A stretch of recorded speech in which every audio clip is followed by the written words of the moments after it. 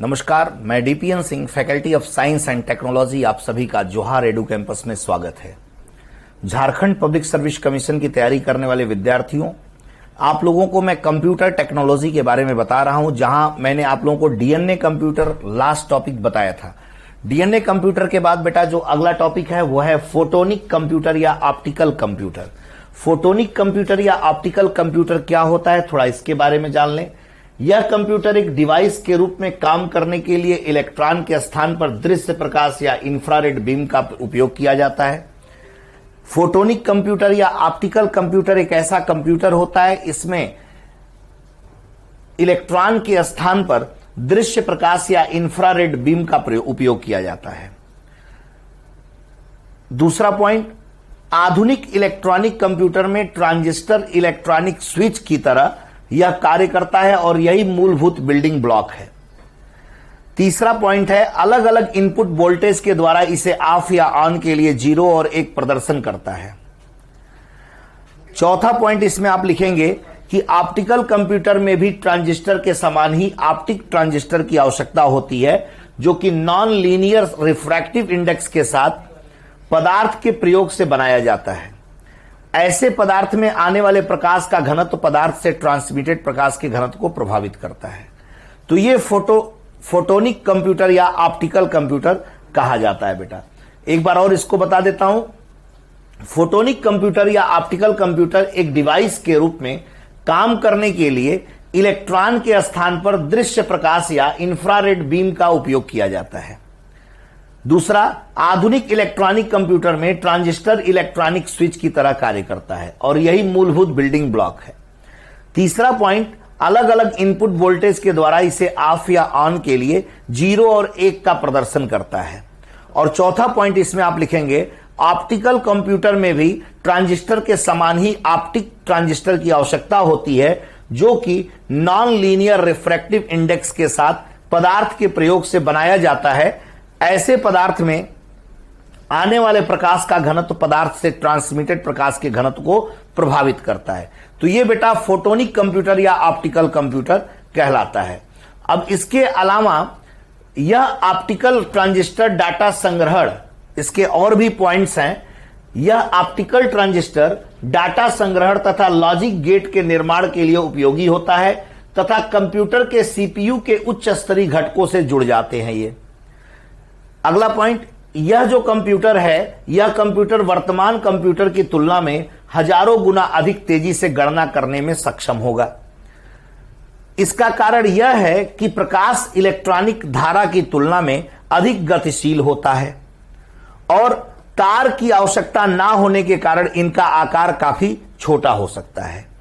छोटे कंप्यूटर कम ऊर्जा की खपत करते हैं।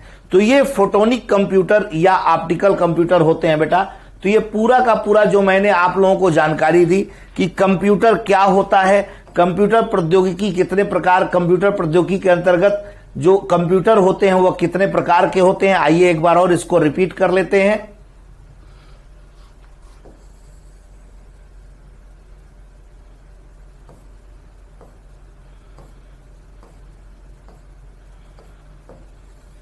मैंने आप लोगों को बताया था कंप्यूटर प्रौद्योगिकी में ये सारे पॉइंट्स मैंने आपको बताए थे। कंप्यूटर एक ऐसा यंत्र है जो अगणितीय, गणितीय एवं तार्किक सूचनाओं का विश्लेषण या गणना करता है। दूसरा पॉइंट मैंने आप लोगों को बताया था कि मार्क 1 विश्व का पहला कंप्यूटर है जो 1933 ईस्वी में बनाया गया था।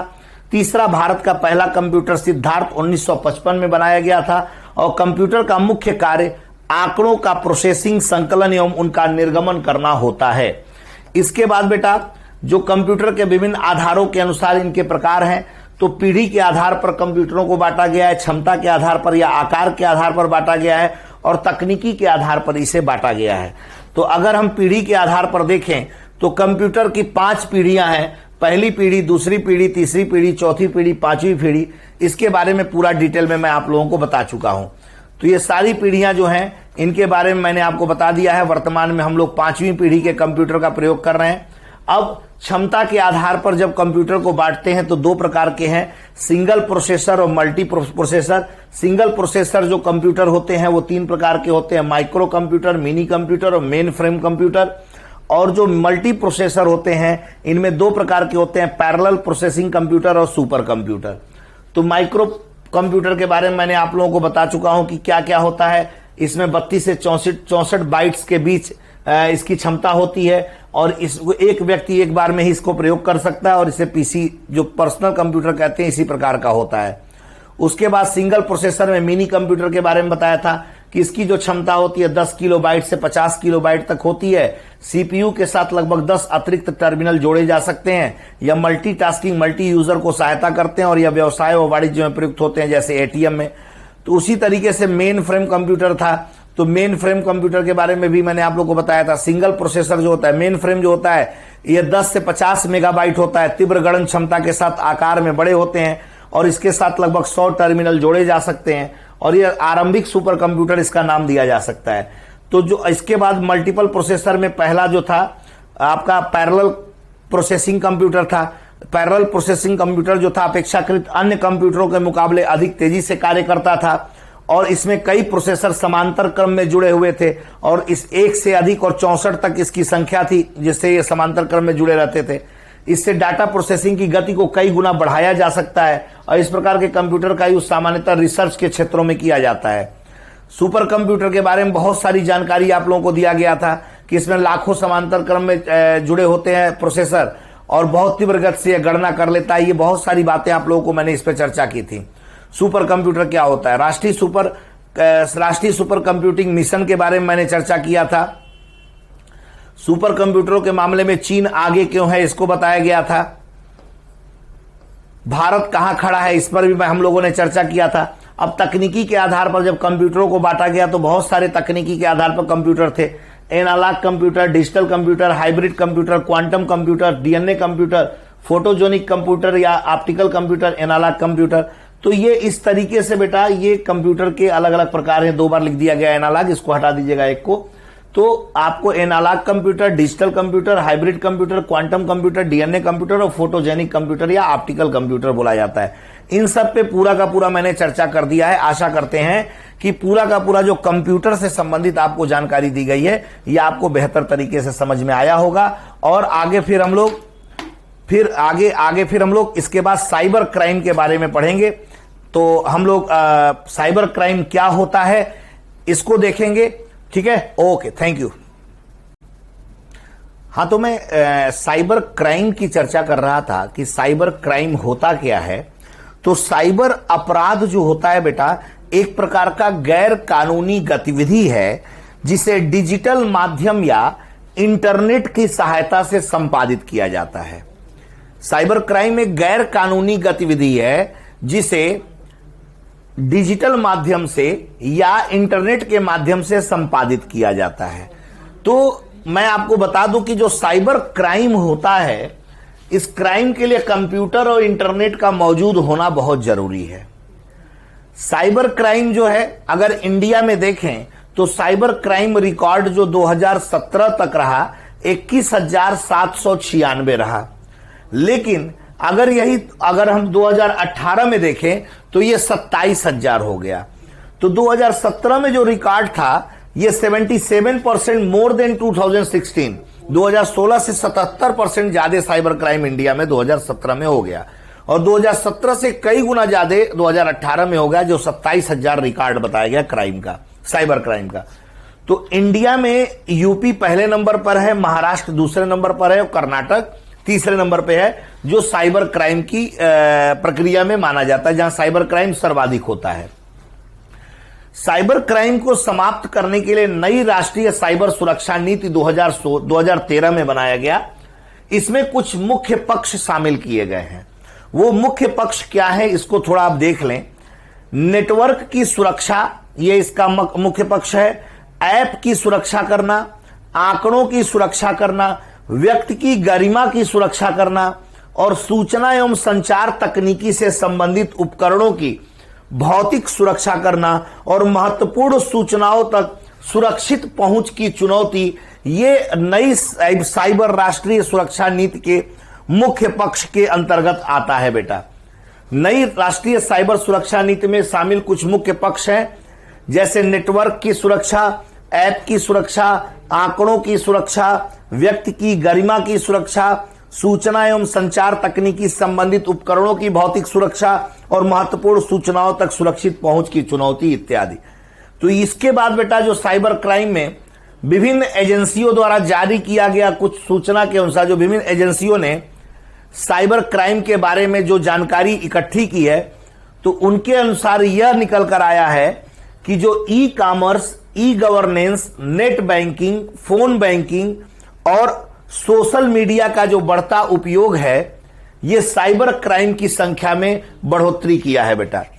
तो बहुत सारी जो एजेंसियां हैं, इन लोगों ने मिलकर एक सूचना जारी की और बताया कि e commerce, e governance, net banking, phone banking, social media, इन सब के जो बढ़ते उपयोग हैं, इसकी वजह से साइबर क्राइम की संख्या में बढ़ोतरी हुई है बेटा। अब इस क्रम में जब हम लोग आगे बढ़ते हैं तो हमें आंकड़ा देखने को मिला इंडिया में कि वर्ष 2013 में 5,693 साइबर क्राइम हुआ था, 2017 में 21,796 साइबर क्राइम मिला और 2018 में 27,000 से अधिक साइबर क्राइम हमको देखने को मिला। अभी 19, 20 और 21 के आंकड़े आने बाकी हैं। अब आप सोचिए कि साइबर क्राइम इस समय चरमोत्कर्ष पर है, कितनी संख्या इस समय होगी। तो ये आंकड़े मिले हैं। और 2019 में अभी एक घटना हुई थी कुड़नकुलम में कि जो नाभिकीय संयंत्र होते हैं, कुड़नकुलम में जो नाभिकीय संयंत्र है, उस पर साइबर अटैक किया गया है। अब आप सोचिए, साइबर अटैक उन सुरक्षित जगहों पर भी हो जा रहा है जो एकदम सुरक्षा एजेंसियों के अंडर में है। तो कितना खतरनाक साइबर क्राइम हो गया है। कुड़नकुलम नाभिकीय संयंत्र पर साइबर अटैक हुआ था 2019 में, और 2020 में सुनने को मिला था कि बॉम्बे स्टॉक एक्सचेंज पर साइबर अटैक किया गया था। तो ये अलग अलग आंकड़े हैं बेटा।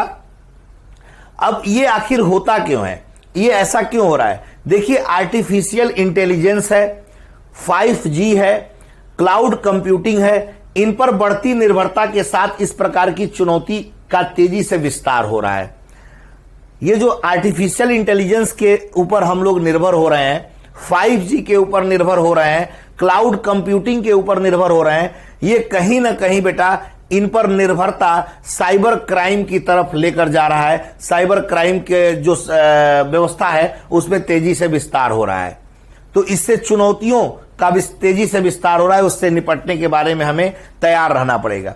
जैसे सोशल मीडिया के तेजी से बढ़ते उपयोग से क्या हो रहा है, अश्लील प्रकाशन, व्यक्ति की निजता बाधित हो रही है और मानहानि डेटा माइनिंग की घटना बढ़ी है।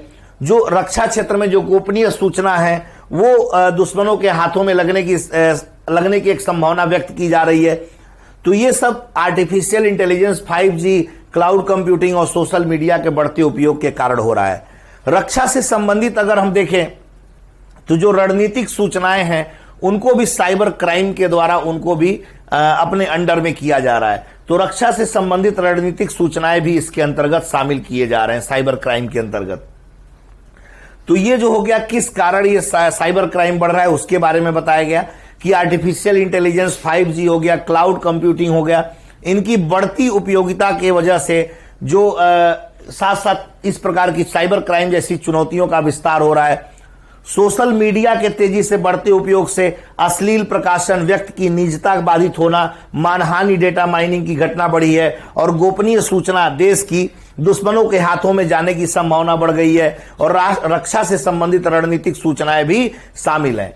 इसी क्रम में जब हम लोग आगे बढ़ते हैं तो साइबर अपराध के कुछ महत्वपूर्ण दुष्प्रभावों में अगर देखें तो हार्डवेयर और कंप्यूटर नेटवर्क का बाधित होना, जो साइबर अपराध के महत्वपूर्ण कुछ दुष्प्रभाव हैं, तो उसके अंतर्गत हम देखें तो हार्डवेयर और कंप्यूटर नेटवर्क का बाधित होना, साइबर अपराध की चुनौती का सामना करना तथा उससे बाहर निकलने में भारी वित्तीय लागत लगाना, नेट बैंकिंग से फ्रॉड होने की आशंका है, सूचनाओं का दोबारा प्राप्त करने के लिए आर्थिक व्यय करना पड़ रहा है, आतंकी संगठनों द्वारा देश की सुरक्षा को चुनौती प्रस्तुत की जा रही है, प्रमुख सार्वजनिक सेवाओं के बाधित होने के खतरे हैं।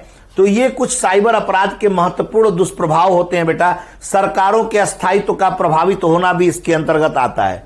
जो साइबर अपराध हो रहा है उसके कुछ महत्वपूर्ण दुष्प्रभावों में ये बिंदु आते हैं, जैसे हार्डवेयर और कंप्यूटर नेटवर्क का बाधित होना, साइबर अपराध की चुनौती का सामना करने तथा उससे बाहर निकलने में भारी वित्तीय लागत का लगना, नेट बैंकिंग फ्रॉड से हानि का होना, सूचनाओं को दोबारा प्राप्त करने के लिए आर्थिक व्यय करना, आतंकी संगठनों द्वारा देश की सुरक्षा को चुनौती देना, प्रमुख सार्वजनिक सेवाओं के बाधित होने के खतरे हैं और सरकारों के स्थायित्व को प्रभावित करने में भी ये कहीं ना कहीं सक्षम है साइबर अपराध। तो ये साइबर अपराध के कुछ महत्वपूर्ण दुष्प्रभाव हैं बेटा। अब प्रश्न ये उठता है कि इन दुष्प्रभावों को देखते हुए भारत सरकार द्वारा इनको दूर करने के लिए क्या क्या कदम उठाए जा रहे हैं। तो बेटा इन दुष्प्रभावों को दूर करने के लिए भारत सरकार द्वारा निम्नलिखित कदम उठाए जा रहे हैं।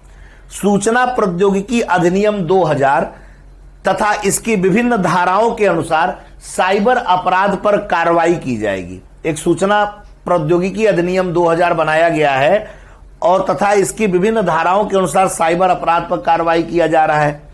जैसे धारा 65 जो है, इसके अंतर्गत यह कहता है कि कंप्यूटर से संबंधित संसाधनों में यदि छेड़छाड़ होगा तो सजा का प्रावधान है। धारा 66 कहता है कि हैकिंग के विरुद्ध प्रावधान, अगर कोई किसी का मोबाइल या हैक करता है, कंप्यूटर हैक करता है तो उसको सजा दिया जाएगा। धारा 66A ये सर्वोच्च न्यायालय ने इसको स्थगित कर दिया, इसलिए स्थगित कर दिया क्योंकि इसके विचार, इससे क्या हो रहा था कि जो विचारों की और अभिव्यक्ति की जो आजादी है वो बाधित हो रही थी बेटा। इसलिए इसको क्या किया इन्होंने, इसको 66A को सर्वोच्च न्यायालय ने स्थगित कर दिया क्योंकि विचार और अभिव्यक्ति की आजादी इससे बाधित हो रही थी। धारा 66E के तहत निजता को बाधित करने के विरुद्ध दंड देने का प्रावधान है। धारा 66F के तहत साइबर आतंकवाद को सजा देने का प्रावधान है। धारा 67 आक्रामक सूचनाओं का प्रकाशन अगर कोई करता है तो उसको सजा दिया जाएगा। धारा 67A अश्लील सूचनाओं को इलेक्ट्रॉनिक माध्यम से अगर प्रसार करता है तो ये अलग अलग धाराएं बनाई गई हैं सूचना प्रौद्योगिकी अधिनियम 2000 के तहत कि कोई यदि साइबर क्राइम करता है तो उसको अलग अलग साइबर क्राइम के अंतर्गत अलग अलग धाराओं के अंतर्गत उसे दंड देने का प्रावधान किया गया है। जैसे अभी मैंने आपको बताया कि धारा 65 में कंप्यूटर से संबंधित संसाधनों में यदि छेड़छाड़ कोई करता है तो उसे दंड दिया जाएगा। धारा 66 हैकिंग के विरुद्ध प्रावधान है। धारा 66A पहले था, बाद में सर्वोच्च न्यायालय ने इसे स्थगित कर दिया क्योंकि इससे विचारों और अभिव्यक्ति की आजादी इससे बाधित हो रही थी। धारा 66E की अगर बात करें तो निजता को बाधित करने के विरुद्ध दंड है। धारा 66F साइबर आतंकवाद के विरुद्ध दंडात्मक कार्रवाई करेगा। धारा 67 आक्रामक सूचनाओं का प्रकाशन करने वालों को दंड देगा और धारा 67A अश्लील सूचनाओं को इलेक्ट्रॉनिक मीडिया के माध्यम से अगर कोई प्रसारित करता है तो वो दंडात्मक कार्रवाई उसके ऊपर की जाएगी। तो अलग अलग कानून बनाया गया है जिससे बचाया जा सकता है साइबर क्राइम से। अब साइबर क्राइम के अलग अलग प्रकार हैं बेटा। जैसे हैकिंग होता है, साइबर क्राइम का एक प्रकार है। इस प्रकार के साइबर अपराध में एक व्यक्ति के कंप्यूटर में, कंप्यूटर के भीतर उसकी व्यक्तिगत या संवेदनशील जानकारी को प्राप्त करने के उद्देश्य से पहुंच बनाई जाती है।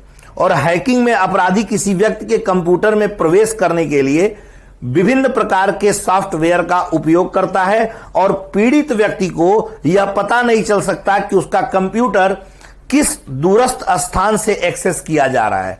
तो इसे हैकिंग के नाम से जाना जाता है बेटा। हैकिंग को एक बार और बता दें कि इस प्रकार के साइबर अपराध में, हैकिंग में, इस प्रकार के साइबर अपराध में एक व्यक्ति के कंप्यूटर के भीतर उसकी व्यक्तिगत या संवेदनशील जानकारी को प्राप्त करने के उद्देश्य से पहुंच बनाई जाती है। और हैकिंग में अपराधी किसी व्यक्ति के कंप्यूटर में प्रवेश करने के लिए विभिन्न प्रकार के सॉफ्टवेयर का प्रयोग करता है और पीड़ित व्यक्ति को यह पता नहीं चल पाता कि उसका कंप्यूटर किस दूरस्थ स्थान के द्वारा एक्सेस किया जा रहा है। तो यह साइबर क्राइम का एक अपराध है बेटा। उसके बाद बेटा चाइल्ड पोर्नोग्राफी है। चाइल्ड पोर्नोग्राफी का मतलब होता है कि बच्चों को ऐसे अश्लील पिक्चर्स दिखाए जाते हैं जिससे बच्चों के मस्तिष्क पर एक गलत प्रभाव पड़ता है बेटा। यह भी साइबर क्राइम के अंतर्गत आता है। साइबर स्टॉकिंग है। साइबर स्टॉकिंग क्या होता है? यह एक प्रकार का ऑनलाइन उत्पीड़न है। जिसमें पीड़ित को ऑनलाइन संदेशों और मेल के जरिए परेशान किया जाता है। यह जो साइबर स्टॉकिंग होता है यह एक प्रकार का ऑनलाइन उत्पीड़न है। इसमें पीड़ित को क्या किया जाता है कि बहुत सारे मेल भेजकर या उसको संदेश भेजकर पीड़ित को परेशान किया जाता है। तो यह साइबर स्टॉकिंग होता है बेटा। डिनाइल ऑफ सर्विसेज होता है, डिसेमिनेशन ऑफ मैलिशियस सॉफ्टवेयर, जो मैलिशियस सॉफ्टवेयर है मालवेयर, ये एक प्रकार का साइबर क्राइम है जिसके थ्रू किसी दूसरे सिस्टम में वायरस भेजा जाता है। वायरस जाता है तो आपके सिस्टम में जो फाइल रहता है उसको करप्ट कर सकता है, तमाम तरह से उसको नुकसान पहुंचा सकता है। ये जो वर्म्स होता है, वर्म्स जैसे कृमि होते हैं, जैसे कोई मनुष्य को बीमारी होता है पैंडेमिक, एक शरीर से दूसरे शरीर में फैलता है छींकने खांसने और हवा जल इन सब के माध्यम से, उसी तरीके से वर्म्स जो होता है इसके अंदर यह क्षमता होती है कि वो एक अगर सिस्टम में पहुंचा तो अपने ही द्वारा दूसरे सिस्टम में वो पहुंचने का क्षमता रखता है और दूसरे सिस्टम को भी डैमेज कर देता है। ये सब मालवेयर प्रोसेस है बेटा। ट्रोजन्स है, होएक्स है, स्पाईवेयर, अभी पैगासस स्पाईवेयर का नाम आपने सुना होगा। वो किसी भी सिस्टम में पहुंचकर उस सिस्टम के समस्त जानकारी प्राप्त कर लेगा, किसी व्यक्ति की समस्त जानकारी उसके मोबाइल में पहुंचकर प्राप्त कर लेगा, तो स्पाईवेयर बोला जाता है। फिशिंग होता है कि उसको जाल में फंसाना, किसी तरीके से गलत गलत सूचनाएं देकर उसको लोक लुभावन बातें बोलकर उसको अपने जाल में फंसाकर उसका ओटीपी ले लेना और उसके सारे पैसे अपने अकाउंट में ट्रांसफर कर लेना, फिशिंग कहलाता है बेटा। डाटा इंटरसेप्शन, ईमेल को हाईजैक किया जाता है, तो ये सब साइबर अपराध के अंतर्गत आते हैं। कुछ कन्वेंशनल साइबर क्राइम है जो परंपरागत रूप से चल रहा है। साइबर डिफेमेशन, साइबर डिफेमेशन किसी के साथ हो सकता है, जैसे मान लीजिए कोई व्यक्ति है, उसको कभी भी किसी भी रूप में बदनाम किया जा सकता है, तो ये साइबर डिफेमेशन होता है, ये भी साइबर क्राइम है। यानी उसको गलत तरीके से उसको बदनाम कर दिया जाए, उसके खिलाफ गलत तरीके से फेसबुक पे, व्हाट्सएप पे, तमाम जगहों पे लिख दिया जाए, ये साइबर क्राइम होता है। इस पर दंडात्मक कार्रवाई है, लेकिन कहीं ना कहीं उस व्यक्ति की जो वास्तविक स्वतंत्रता है वो बाधित हो जाती है। व्यक्ति को बदनाम करने का एक प्रोसेस है बेटा। ये कारपोरेट साइबर स्मीयर होता है। डिजिटल फोर्जरी होता है। डिजिटल फोर्जरी मतलब कि चोरी ओरी किया जाता है। ऑनलाइन गैम्बलिंग, अभी जब आईपीएल मैच होता है तो आप देखते हैं बहुत सारे सट्टा लगाए जाते हैं ऑनलाइन के माध्यम से, तो ऑनलाइन गैम्बलिंग भी एक बार साइबर क्राइम है। Online sale of illegal articles, जो इलीगल आर्टिकल्स होते हैं उनकी ऑनलाइन सेलिंग की जाती है, यह भी साइबर क्राइम है बेटा। और ईमेल स्पैमिंग होता है। ईमेल स्पैमिंग भी बहुत ज्यादा, मतलब कि अगर आपको जो एक जरूरी ईमेल है वो आपके पास आ रहा है, उसके साथ साथ और बहुत सारे 100-150 मेल आ जाते हैं, जरूरी मेल आप नहीं पढ़ पाते हैं और फालतू के मेल आपके सामने आ जाते हैं, ये भी साइबर क्राइम के अंतर्गत आता है। तो ये सब कन्वेंशनल साइबर क्राइम बोले जाते हैं। प्रश्न ये उठता है कि इनका सोल्यूशन कैसे, इनका कैसे सोल्यूशन निकाला जाए। तो डिजिटल सिग्नेचर के माध्यम से हम लोग उसका सोल्यूशन निकाल सकते हैं। जैसे मान लीजिए हम लोग कहीं अपनी पहचान के लिए थंब इंप्रेशन या कार्निया रेटिना इंप्रेशन देते हैं, उसी तरीके से बेटा कंप्यूटर में डिजिटल सिग्नेचर होता है, इसके द्वारा आप अपने डॉक्यूमेंट्स को सुरक्षित रख सकते हैं। इसके साथ साथ इंक्रिप्शन के माध्यम से आप अपने डाटाज को सुरक्षित रख सकते हैं। सिक्योरिटी ऑडिट करा के, सिक्योरिटी ऑडिट का मतलब होता है कि अपना पासवर्ड बार बार आप चेंज करके इसको अपने सिस्टम को सुरक्षित रख सकते हैं। साइबर फॉरेंसिक्स से जांच करा के अपने सिस्टम को सुरक्षित रख सकते हैं।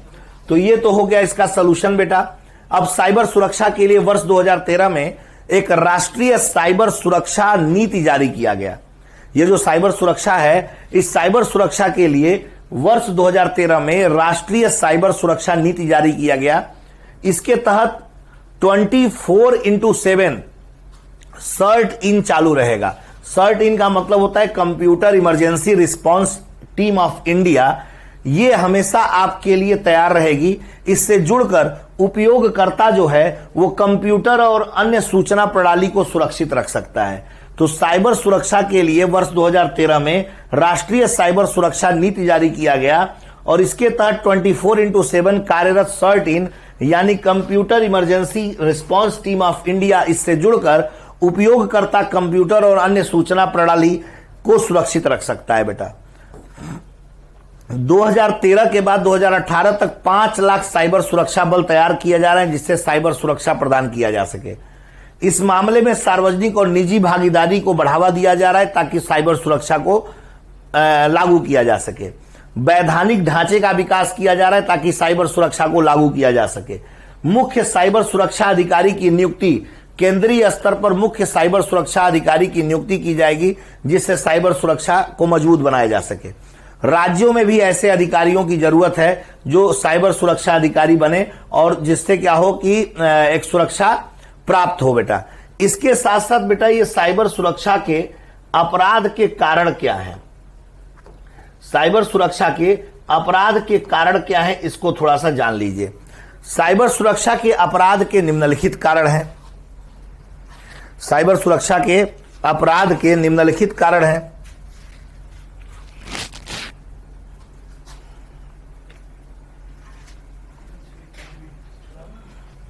एक सेकेंड, हां, तो साइबर सुरक्षा के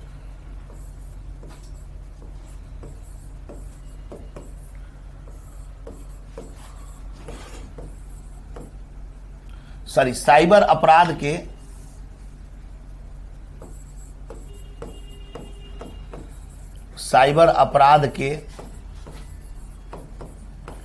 कारण, तो साइबर अपराध के कारण अगर आपको लिखने हैं तो इसके निम्नलिखित कारण साइबर अपराध के आपको मिलेंगे। जैसे डिजिटल जागरूकता की कमी हो, डिजिटल जागरूकता की कमी ये पहला कारण है।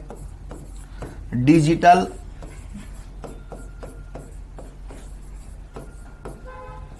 जागरूकता की कमी, डिजिटल जागरूकता की कमी ये सबसे बड़ा कारण होता है। डिजिटल अपराध को ये बहुत तेजी से बढ़ाता है। प्रभावी कानूनों का अभाव, प्रभावी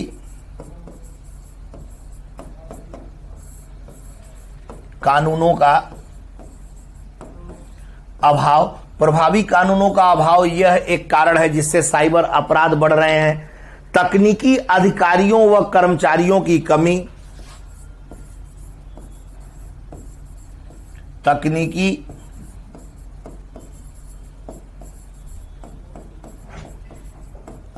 अधिकारियों व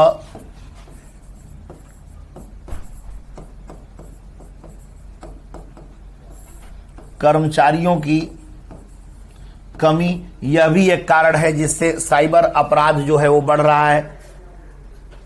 साइबर क्राइम का दायरे का अधिक विस्तृत होना,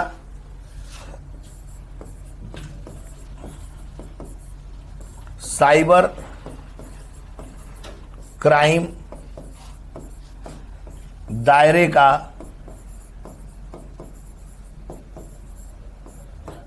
अधिक विस्तृत होना, साइबर क्राइम दायरे का अधिक विस्तृत होना यह भी एक कारण है जिससे अपराध, साइबर अपराध बढ़ रहा है। शिकायत प्रणाली का अभाव है, शिकायत प्रणाली का अभाव ये भी कहीं ना कहीं साइबर अपराध को बढ़ावा दे रहा है। तो इस तरीके से ये जो साइबर अपराध को बढ़ने का जो कारण है, मुख्य रूप से ये बिंदु जो हैं ये साइबर अपराध को बढ़ाने के मुख्य कारण बन रहे हैं। पहला डिजिटल जागरूकता की कमी, दूसरा जो है बेटा प्रभावी कानूनों का अभाव, तीसरा है तकनीकी अधिकारियों व कर्मचारियों की कमी, चौथा है साइबर क्राइम दायरे का अधिक विस्तृत होना और पांचवा शिकायत प्रणाली का अभाव। ये कुछ मुख्य कारण हैं जिससे साइबर अपराध जो है यह बढ़ रहा है बेटा। तो ये साइबर अपराध बढ़ने के कारण हो गए बेटा। इसके बाद जो साइबर अपराध है, नई साइबर सुरक्षा नीति है, ये क्या है इसके बारे में थोड़ा सा हम लोग जान लें। इसको आप लोग लिख लेंगे, इसको नई साइबर सुरक्षा नीति क्या है उसके बारे में हम लोग जानेंगे।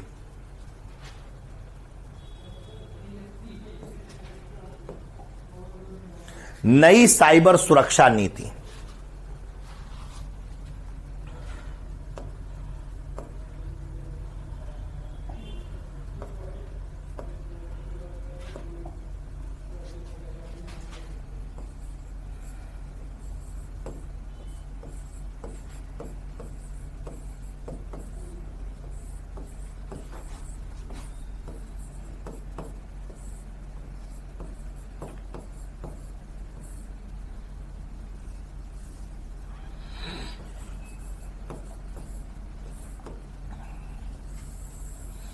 जो नई साइबर सुरक्षा नीति है इसमें क्या क्या है कि अगले 5 वर्ष के विकास क्रम एवं चुनौतियों को ध्यान में रखते हुए नई साइबर सुरक्षा रणनीति बनाई गई है।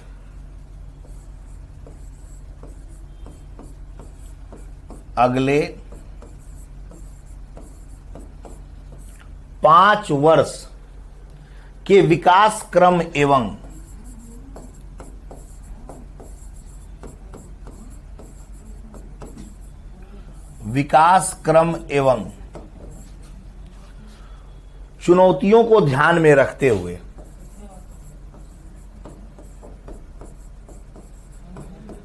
चुनौतियों को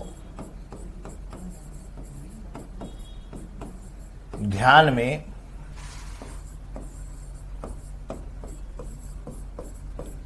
रखते हुए तो नई साइबर सुरक्षा नीति जो बनाई गई है अगले 5 वर्ष के विकास क्रम एवं चुनौतियों को ध्यान में रखते हुए यह नीति का निर्माण किया गया है। सोशल मीडिया पर प्रभावी फोकस है।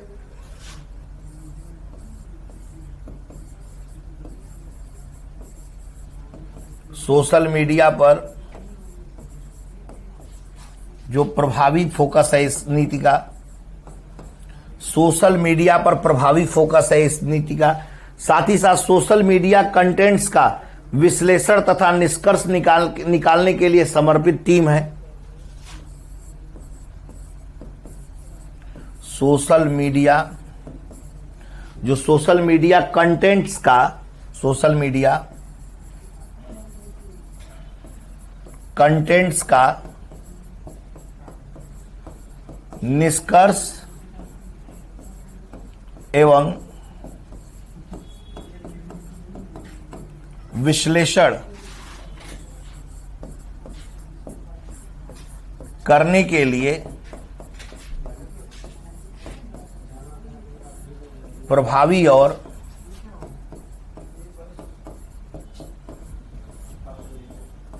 समर्पित टीम बनाया गया है। तो सोशल मीडिया पर जो कंटेंट्स का निष्कर्ष एवं विश्लेषण करने के लिए प्रभावी और समर्पित टीम तैयार किया गया है। राज्य के स्तर पर विशेषीकृत साइबर सुरक्षा टीम का गठन किया गया है। राज्य के स्तर पर विशेषीकृत साइबर सुरक्षा टीम तैयार किया गया है। तो राज्य के स्तर पर विशेषीकृत साइबर सुरक्षा टीम तैयार किया गया है। साइबर अपराध तथा साइबर अपराधी का आंकड़ा आधार तैयार करना, साइबर अपराध तथा साइबर अपराधी का आंकड़ा तैयार करना,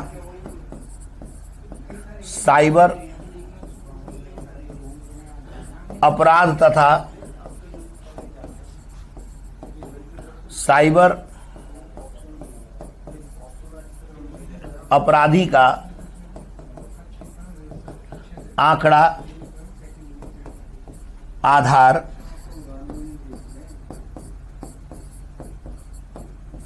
तैयार करना, जिससे भविष्य में ऐसे अपराधी की पहचान कर सजा दी जा सके, जिससे भविष्य में ऐसे अपराधी को पहचान कर सजा दी जा सके। तो बेटा नई साइबर सुरक्षा नीति जो बनाई गई है अगले 5 वर्ष के विकास क्रम एवं चुनौतियों को ध्यान में रखते हुए बनाया गया है। सोशल मीडिया पर इसका प्रभावी फोकस है। सोशल मीडिया कंटेंट्स का निष्कर्ष एवं विश्लेषण करने के लिए प्रभावी और समर्पित टीम तैयार की गई है। राज्य के स्तर पर विशेषीकृत साइबर सुरक्षा टीम तैयार किया गया है और साइबर अपराध तथा साइबर अपराधी का आंकड़ा आधार तैयार करना, जिससे भविष्य में ऐसे अपराधी को पहचान किया जा सके जो साइबर क्राइम में लिप्त है। तो ये नई साइबर सुरक्षा नीति के अंतर्गत ये सारे प्रावधान लागू किए गए हैं। इसको थोड़ा आप लोग ध्यान से देख लें और समझ लें इसे अगले 5 वर्ष के विकास क्रम एवं चुनौतियों को ध्यान में रखते हुए तैयार किया गया है। सोशल मीडिया पर प्रभावी फोकस है। सोशल मीडिया कंटेंट्स का निष्कर्ष एवं विश्लेषण करने के लिए प्रभावी और समर्पित टीम बनाया गया है। राज्य के स्तर पर विशेषीकृत साइबर सुरक्षा टीम तैयार किया गया है और साइबर अपराध तथा साइबर अपराधी का आंकड़ा आधार तैयार करना, जिससे भविष्य में ऐसे अपराधी की पहचान की जा सके और उन्हें सजा दी जा सके। इस साइबर सुरक्षा नीति के नई साइबर सुरक्षा नीति का एक कंटेंट दिया गया है। ये प्रावधान रखे गए हैं बेटा। साइबर अपराध के मामले की जांच, न्यायिक प्रक्रिया, सजा देने के लिए भी आवश्यक प्रावधान एवं तैयारी की गई है।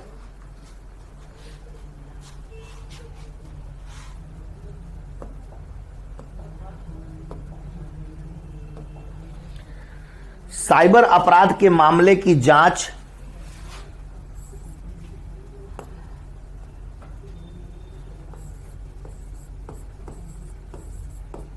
साइबर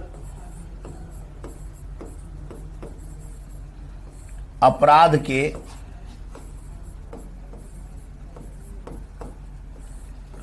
मामले की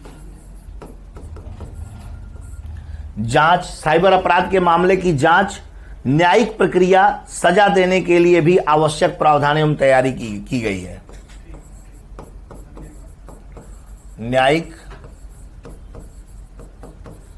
प्रक्रिया, सजा देने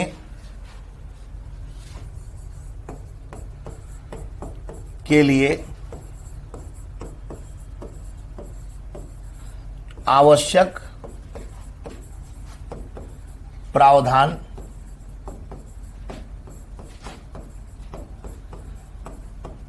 किए गए हैं। तो साइबर क्राइम, साइबर अपराध के मामले की जांच, न्यायिक प्रक्रिया, सजा देने के लिए आवश्यक प्रावधान किए गए हैं। आवश्यक प्रावधान किए गए हैं और तैयारियां भी की गई हैं। आवश्यक प्रावधान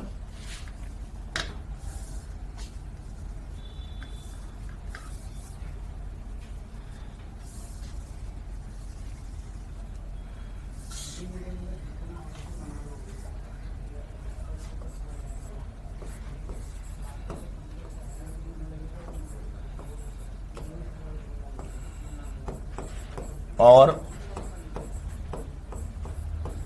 तैयारियां की गई हैं। इस बात को याद रखिएगा। साइबर अपराध के मामले की जांच, न्यायिक प्रक्रिया, सजा देने के लिए आवश्यक प्रावधान और तैयारियां की गई हैं।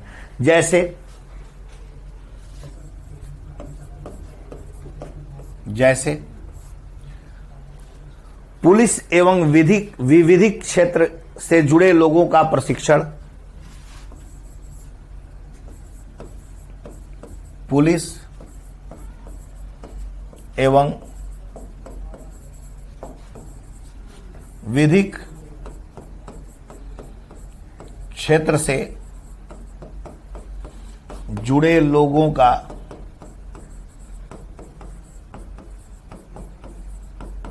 प्रशिक्षण, पुलिस एवं विधिक क्षेत्र से जुड़े लोगों का प्रशिक्षण किया जा रहा है। साइबर थाने की स्थापना की जा रही है। साइबर थाने की स्थापना की जा रही है। वित्तीय दंड के साथ जेल की सजा है। वित्तीय दंड के साथ जेल की सजा का प्रावधान है।